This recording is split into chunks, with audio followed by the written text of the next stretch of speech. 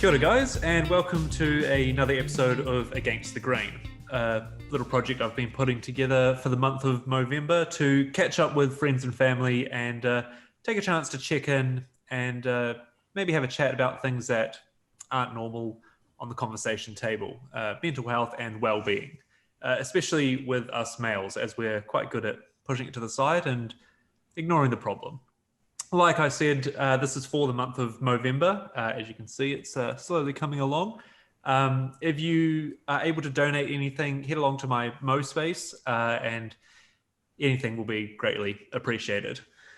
Today on the show, we have a fellow improviser who I've had the pleasure of sharing the stage with and making stuff up on the spot. He's brilliant, he's funny. It is Mike Radley. Hello, everybody. How you going, man? Thanks for having me on, Reese. Oh, yeah, no. really good. That is such a kind and welcoming introduction. You know, when we met and did, improv together, you were the star of the show, and honestly, it was not hard work, but you could feel like the pressure was like going, damn, he's really good. You're like, we're gonna have to step up and keep up with him. I'm sure the compliments could go back and forth all day with that kind of talk. Well, that's true. There's definitely so many things. I look up to you for, and your presence on stage is just brilliant. I mean, you've kicked on. I stopped after level 2. You did level 4, and then I went up to level 5, and then this year hit, and I didn't get to complete it. So next year, when they kick things back up again, I'm going to redo level 5 and then hopefully do level 6 and start performing a lot more, get back up out there. Yeah, get on a team. Yeah, take on the world. No, that's just brilliant, mate. I look forward to seeing you on stage and coming down to the TIC and seeing the rest of the gang again. I've missed it heaps. Absolutely. I've definitely missed A, performing, or B, just being around the people that they share the passion of getting up there and just having fun. Yeah, it's super infectious. I mean, so, people out there in internet land, if you haven't had a go at improv, it's just it's brilliant. The people there especially super welcoming, and I just, especially me coming from, so people out there don't know me. I'm from more of a corporate background. I work in superannuation.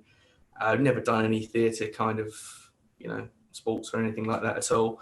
So this was very alien to me as a 34-year-old getting into it. But once you get past that initial, oh my God, I'm an adult doing childish, silly things, it's so liberating, and you just you can just come out of your skin a little bit more, and absolutely, and there's no judgment there or anything like that. They're just like, that was absolutely wild and unexpected, but that's to be encouraged. Absolutely. And so I guess that gives us a nice little segue into, why don't you tell us a little bit about yourself, and like you said, coming from a corporate background, what was the pushing factor to jump onto an improv course where you were thankfully lucky enough to start at the same time? But let's hear a bit about you. Yeah, so you might be able to tell from my accent that I'm not from around these parts. I'm a Londoner, and so I came over to Australia in 2012 because I was offered a job by the investment bank that I was working for at the time, right? Here in Melbourne. So I'd been through Melbourne previously backpacking, met some really cool people, and so I was thinking, I'll come and do the job for a couple of years, and then head back to London. But Melbourne's a pretty cool place. It dug its claws into me, and I just couldn't leave. Just the people. The can-do, why not attitude. Yeah, really, spoke to me, and so I stayed, became a citizen, and I think once I turned 30, I was like trying to tick things off my bucket list. I had all these things that I wanted to do before, pass away. Hopefully that's not coming too soon. So, you know, I like ran a marathon and, did skydiving, had a boxing match, all these kind of crazy things. Wow, And that's incredible. part of it was like, I wanted to get up on the stage, and it's still on my bucket list to do some stand up at some point. Now, whether that actually eventuates, it will. I'm going to have a go, and I'm just obviously a little, nervous about falling over and it not working. But I've got to say, doing TIC, and that's definitely given me, the confidence and the definitely a couple of skills to just roll with the punches when things aren't going quite as you'd expect when you're on stage. That is just what improv is. It's just not going as you'd expect, because you're up there with 6 other people or whatever, and everyone's got a different idea of where this scene can go and what they can bring to it. And yeah, when you step on, not knowing what the other person's going to say, that's a real. It's a thrill. It's a thrill. There's no better way to put it. It's thrilling. I mean, and the buzz when you step off stage, when it's done, that's unbelievable. So I can see why it gets addictive and people just want to do it. But, absolutely. Yeah. I had a partner at the time as well, who's an actress who, pushed me to give it a go. And so, it was something I absolutely will always treasure. It was a great memory. And I'm going to use that energy and, all the experience from that and have a go at stand-up whenever that's available. We'll see. Of course, when things start moving again, that'd be awesome to see. So I guess, coming from when I was growing up, I have done theatre nearly all my life. I was passionate about it. I was into it, and through school, out of school activities, so on and so forth. But, you mentioned that you came from a corporate background and then gave this a go.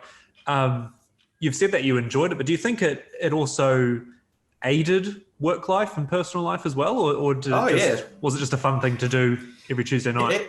It absolutely did.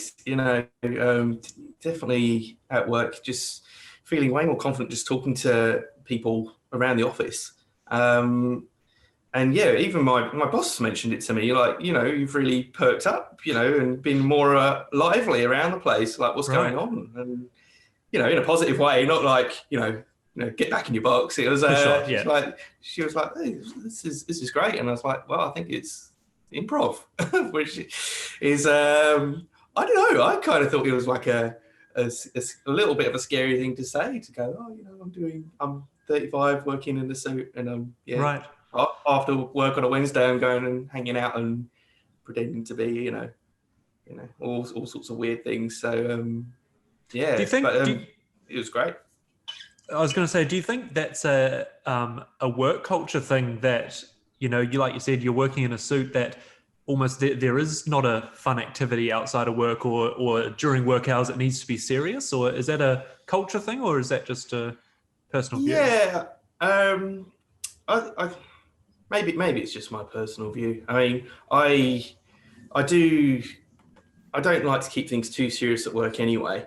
Mm-hmm. Like there's definitely space, I think, at work to, make friends on other teams.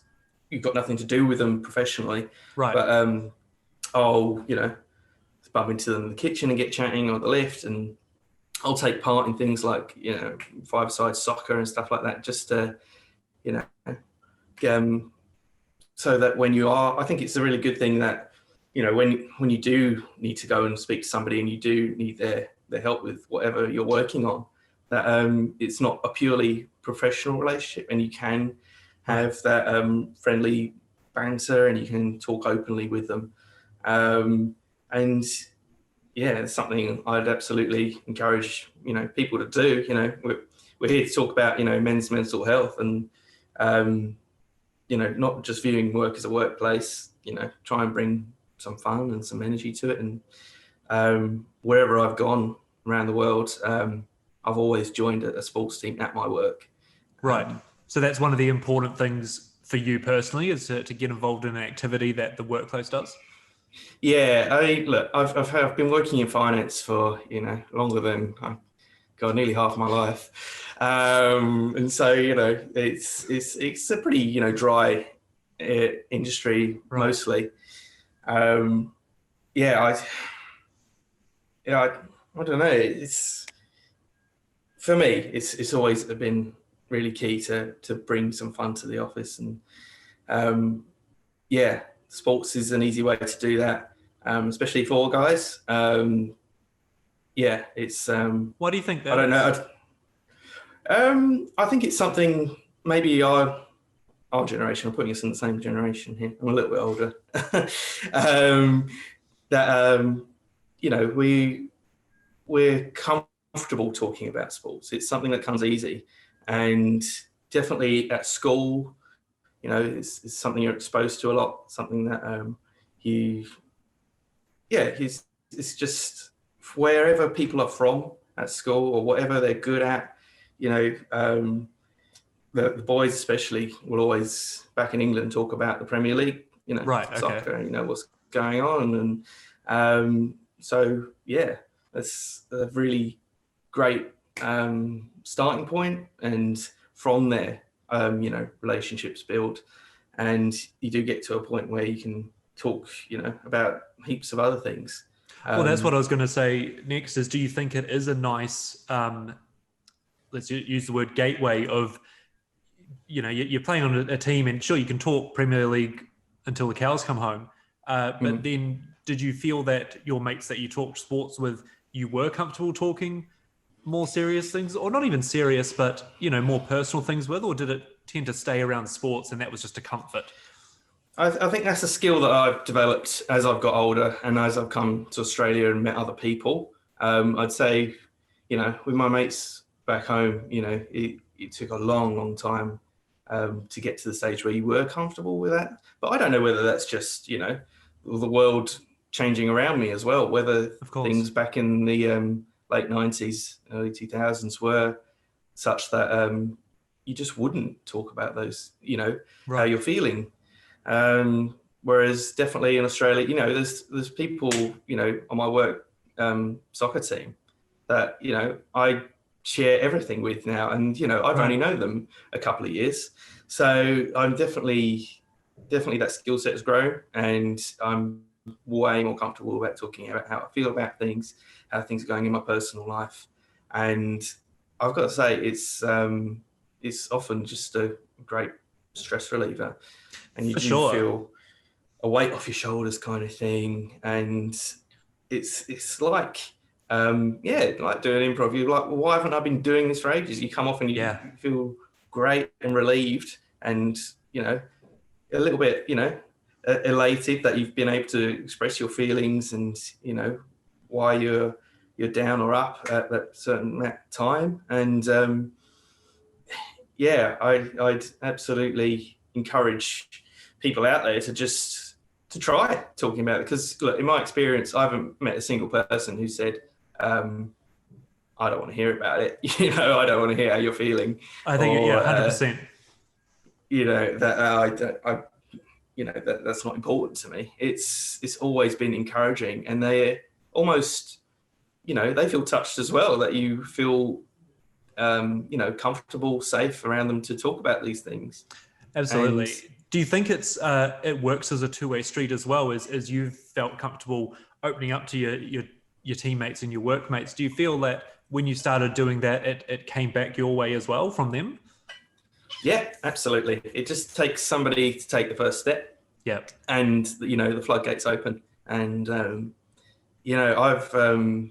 really fortunate that I've got some really close friends over here that again, I met playing soccer back in 2010 when I was backpacking, Right. who are like my two best friends. And we are very, very open about talking how we're feeling, what's going well in our lives, what's going badly. And I know, anytime, day or night, they're there for me. And Yeah. it's like a positive spiral. Everything just keeps growing and getting better the more you talk about it, and then you feel like you don't have to bottle things up, and you can relieve that pressure as soon as something's there. And, you know, I'll always be grateful that my mates Oppie and Frankie are out there, and, you know, they've got my back and I've got theirs. And I think it's a great thing.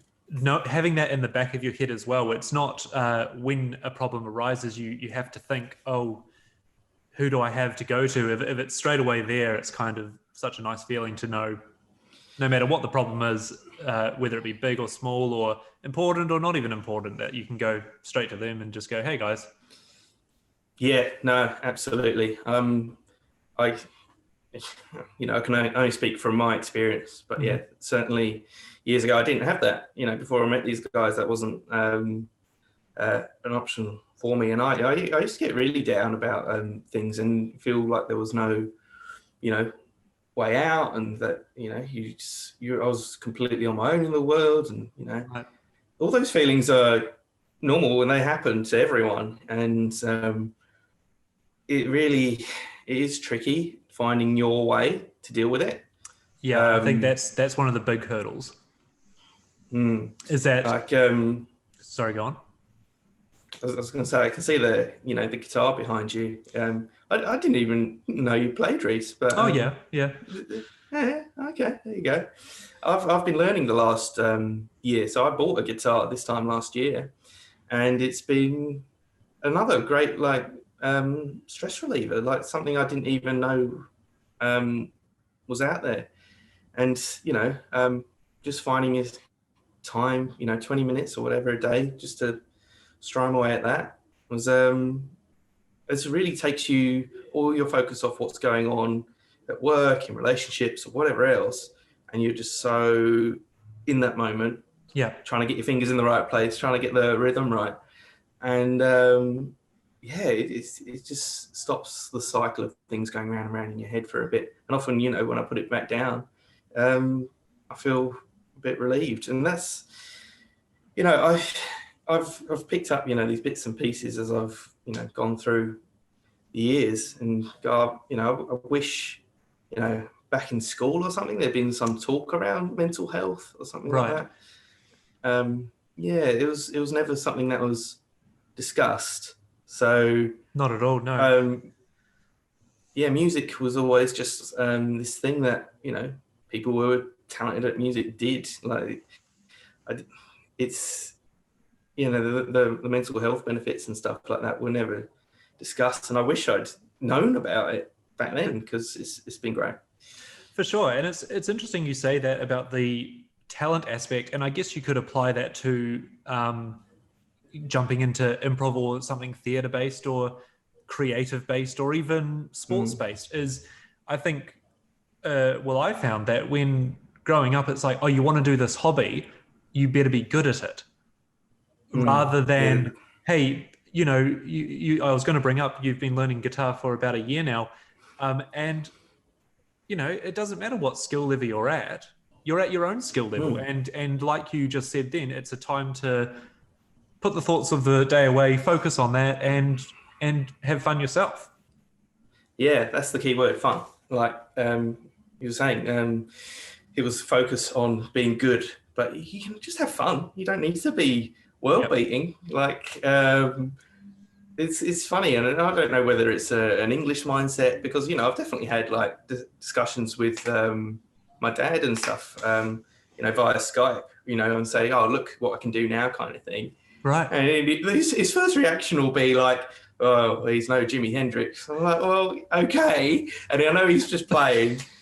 But, you know, that all the time, that initial reaction of you're not the best, I guess, yourself, is, I think that's an English mentality. And yeah, my Australian and Kiwi, don't forget the Kiwis, friends, they're very much of a, wow, you've learned that. That's brilliant. You've come this far. Remember when you couldn't even do that? And it's intoxicating. You can't help but want to do more, and just, I don't know. Yeah. That maybe just because I'm a people pleaser, I'm just like, I think I think you're right. It fuels the passion of, oh, well, I am improving. Yeah, like it's something to be proud of yourself for doing. So I guess what I was going to ask there is that you said that you created this bucket list, we can call it that, of things to try and so on and so forth, which is great. But do you think it took a while to put that together because there was that pressure of you need to be great at your job or you need to be successful or something like that? Or did it just come naturally of, hey, you know what, I want to do these things? No, you're right. Fear of failure is massive. And so that was definitely something, yeah, you can talk about, soccer, guitar playing, whatever. If you, the perspective was, if you're not winning, if you're not like the best or, nailing it, then you shouldn't try, which is a terrible mindset and way of thinking. And that was, something for me that changed when I came to Oz. And I know it's not the same for everyone. So many creative people come from Britain. It's not a creative dead spot. Certainly for me and the people around me at that time, it was like, you only have time or maybe space in your personality to try one thing, and if it doesn't work out, then that's it, gone. Whereas, right. I've done so many things over here that, I had a go at and, enjoyed, had my time in the sun or whatever, or under the lights when I had my boxing. And I'm glad that I'm in a place now where I can go and do these things. And that bucket list is getting smaller. I'm ticking them off. Yeah. I feel like I'm living a full life. You can see on that shoulder, the old Monaco Grand Prix shoulder poster. That's still on the bucket list. I still want to go to the Monaco Grand Prix. Definitely. So, and I think that's a good thing as well, is that sure, your bucket list is going down, but I would assume that there are things being added to it as you're discovering new things. Well, yeah, absolutely. So staying with the guitar, part of the motivation behind that is my brother was meant to be getting married this year, but COVID. And I'd half joked, half threatened to play a song at his wedding. So I picked up the guitar and got into it. But now, I know those goals have changed. And I'm like, I don't want to just perform at his wedding. Maybe, I could get to a level where I'm doing like a regular gig in a pub or something like that and, see where that goes. Sure. Or, I'm nowhere near the standard yet, but the ideas are building. I even like being in a band or something, not just doing this on my own. So, and I guess that's a big one as well. Is building. Yeah, it's a big one as well. You don't have to be fresh out of high school and joining a teenage band. You can join a band in your 30s. You can, go and perform at a pub if you're comfortable with your level of playing. But no, that's fantastic. It reminds me of this project here for starters. I was talking about it and I was thinking about it, throwing the ideas around, and then my wife said, she said, what you need to do is you need to tell 5 people that you're doing it. And then you can't escape. And you can't escape. And it's similar to the wedding, playing at the wedding is I messaged 5 people to ask if they wanted to come on and this is what I'm doing. And all 5 said, yep, let's do it. And I thought, well, absolutely, I guess I've got to do it now. And loved every second of it. And the second thing that's exactly my experience. Sorry, off you go, Reece. Sorry. I was just going to quickly say another thing that came to mind as you were telling that story is when I was in intermediate in New Zealand, we go primary school, 2 years of intermediate, and then high school. They had a thing called Have a Go Day. And what it was once a year, a week long thing, and you signed up and you put your name down to have a go at something, and you had 3 choices: top choice, second choice, third choice. But the catch was, and it was things like horse riding or flax weaving or rock climbing and stuff like that for 11 and 12 year olds. I'm not even sure I know what flax weaving is. But keep going. And the great thing is that in your second year of intermediate, they obviously did it again, but you weren't allowed to put any of the same things you had put for the first year. So it was just a nice little thing of being like, the first year you go, oh, well, I'm real into farming, so I'm going to go and do a day at the farm because I know how to do that.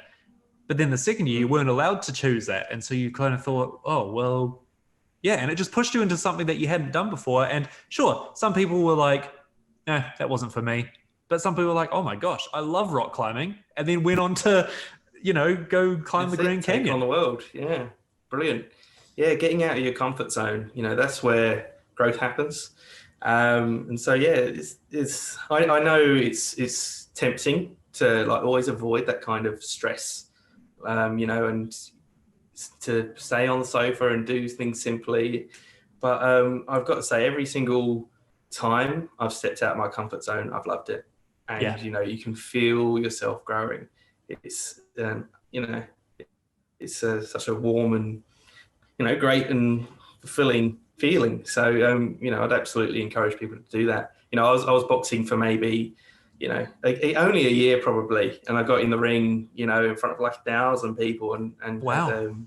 had my a fight, had all my, not all my friends, they couldn't all make it, but, a lot of my friends came down and cheered me on. And it's one of the best nights of my life. Right. From an idea of, I want to have a go at that. And it's one of those nights that I can remember every single second. It's just etched in. I went and got my first tattoo last week, and it's a boxer. Oh, fantastic. Because of that night. And yeah, it was it's something that's never going to leave me. Still got the photos, but not that I need them. I can remember everything, but it was perfect. So yeah, getting out of the comfort zone is. And do you think? I imagine, and I want to hear your viewpoint on this. I imagine you went through training and the right steps to do. Were there bumps? Were there tough times where you considered going, you know what, I can't keep going with it? 100%. No, so how did you get through it? So yeah, I was training like 4 times a week, like 2.5 hours at a time. So it was pretty full on. That's intense. Yeah, and I can remember coming home with black eyes, bloody noses. One day I came home with a bruised rib, and honestly, I was in so much pain that my flatmate was like, "I'm taking you to the hospital." I was like, "No, I'm okay, I'm good." But every time I like sneezed, it was like somebody again whacked me super hard in the ribs, and it just, not that you sneeze that often, but oh my god, I sneezed like 2 or 3 times at night, and I was like, oh my god, I'm in so much pain here. But what kept me going? I guess, yeah, you could go back to my friends. It's not wanting to let them down. That's wanting. I still hadn't in my mind that I had to be fit and ready on the 17th of November. So yeah, actually, it was 4 years ago, a couple of days ago. Yeah, and I was like, no, I need to put on this show. I want everyone to have a good time, and so, but also, I also wanted to have a good time myself. I'm not completely out, about everyone else. I was like, this is going to be great. This is a chance to get on stage, in the ring, in front of everyone, and put on a good show and entertain, and that's what's kept me going. Yeah, nice. And not wanting to give up. There's I've signed up for this. I said I'm going to do it. Yeah. And like you're telling 5 people, I told everyone I'm going to be in the ring on the 17th of November. Yeah. So there was no way I wasn't going to be there. So yeah, push on. Absolutely, and I think it's a fine balance. I know I struggle with it a lot, of the whole pleasing others, pleasing yourself. Obviously, a boxing match is it's a stage, it's an audience. It's very literal of the sense, but I think it comes into smaller things in life as well. Is when you find yourself doing things because you want to do it to make everyone else happy, rather than taking a second and going, hold on, am I good with doing this? Yeah, that's certainly something to consider, and something that I've only really figured out in the last even 18 months to 2 years. It was right. I was probably spreading myself too thin, trying to keep everyone happy. Somebody said to me, you don't have to go and help with this today. You know, you were doing that and you were doing this, and you're going to be at that thing next week. Like, you don't always have to do it. Yeah. And that was kind of like an eye-opening moment. It was like, oh, actually, yeah, it's okay to take some time for yourself and to go, you know, you can't be Superman. You can't be everywhere all the time helping everyone. And so, no, it's something I still struggle with, knowing even, you know, during COVID, you know, there's been times where, you know, you can only go 5K and go for a walk or whatever. And it's been like, well, who do I pick kind of thing? And there's been loads of people, you know, I live in South Bank, around the corner from you, you know. And it's hard to, you know, go, well, my sister and brother were both living in South Bank, so I've got to spend time with them. And yeah, trying to see everyone and fit everyone in is a bit of a struggle. But yeah, it's okay to have Friday night or whatever, or any time to yourself and to say, I need this. And yeah, I've got to get better at that. So yeah, I'm still working. Did you find, I mean, this year threw a curveball to everyone, but did you find that you ended up being busier with nothing to do? Yeah, it was a weird one, but because obviously heaps of Zoom calls, you know, work.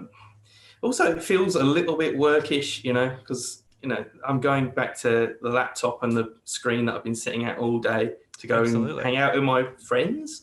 Yeah. So it did get to the point where I felt like I was really living at work rather than working from home. Did that take any effect? How did you deal with it? Yeah, definitely. You know, I'd step into like the living space and I'd see the laptop on the screen there and I'd be like, oh, you know, it just made me spend a bit more time in my room. Right. You know, which isn't ideal, especially when you're already, you know, trapped in the apartment. Cornering yourself in just your little space is probably not the best thing to do. But yeah, so it took us a couple of weeks to figure out that, okay, as soon as the day is done, you pack away the laptop, you pack away the screen, and this returns to being a living space and a dining table. Make that separation clear as day. Yeah, and properly, you know, like log off, shut down, just get away from it. And my work has been pretty good. Like they've put on some good, you know, like classes and online things about how to adapt to working from home, which is, you know, really good of them. The only niggle I'd say, it took them about 3 months to put these classes on. I'd already figured everything out.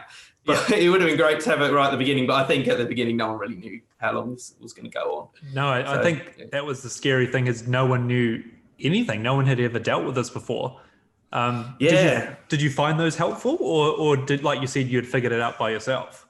Those classes, there's always little things you go, oh, okay, I hadn't thought of that. Or, you know, there were simple things about the way we were sat and how to measure it out so we weren't hurting ourselves or our backs, because, you know, I just set up my laptop and my big screen at the dining table with the dining chairs, which are just wooden, you know, there's no padding on them or anything. And so it was I was getting a bit sore a few weeks in, you know, missing the old work ergonomically designed thing. So for sure. And did you notice that you were getting tired or getting sore from work, or was it kind of just a second thought because of everything else going on? I noticed it a bit, but you're right. The main focus, obviously, was coronavirus. Yeah. And yeah, for me, I was, you know, worried about my friends, you know, people who lived alone. I've, you know, at least got flatmates, so I've got people to talk to. I did have my sister around the corner.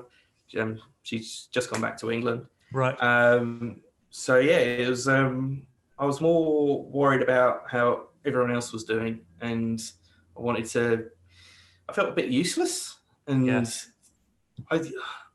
I feel my best when I feel useful, when I'm doing something for somebody, or, you know, at work I feel my best when something's going wrong and I can go in and I can help and I can problem solve. Yeah, like those are the moments that I'm suddenly like, oh, this is great. This is what I live for. And yeah, I could feel like via social media or, just in the lads, we had like a Zoom chat every Friday night, and there'd be like 12 of us on there. And, Nice. one of them would be quiet though. And you'd be like, something's up with I got Right. to reach out. I want to help, but what can I do? I can't go 5 kilometers. So, yeah, that was a difficult time. But yeah, thank God, when the restrictions lifted and I was able to go 25 kilometers. Yeah. Hopped on my bike and went off and, did all these walks, in totally different places and got to see people. And I think the relief was palpable. Absolutely. And even just the change of scenery, I think helped so much. It was almost, everyone, it's a cliche thing to say, make sure you take time for yourself. And we've even said it in this one here, but I think what I found weird is suddenly I was spending time with myself every day, all day, yes, week after week after week. And it was kind of like, oh, hold on a second. This is I'm not focused on myself this much often, because like you said, you like problem solving a problem at work or helping someone through something. And suddenly it was all about me.